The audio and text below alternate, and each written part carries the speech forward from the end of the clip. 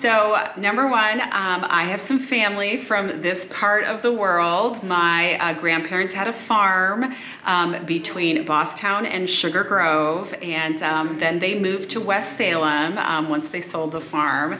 And what I love about Viroqua is that it's a small community, but it's one that is very generous with their time and very generous with their donations.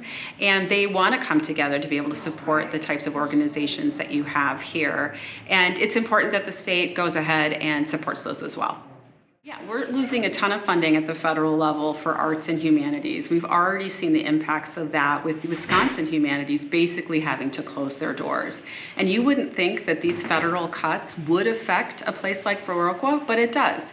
It affects your public library system. It affects these historical museums like you have here today. They're going to be less able to do programs. They're going to be less able to keep their doors open because of those federal cuts. And in Wisconsin, we have put dollars into our budget to try to make sure we're supporting arts and humanities. And so that's why we want to make sure we're highlighting how important these types of organizations are for communities all over Wisconsin. It trickles out into the community. You are able to do all these types of programs in the community, and some of those dollars come from federal monies.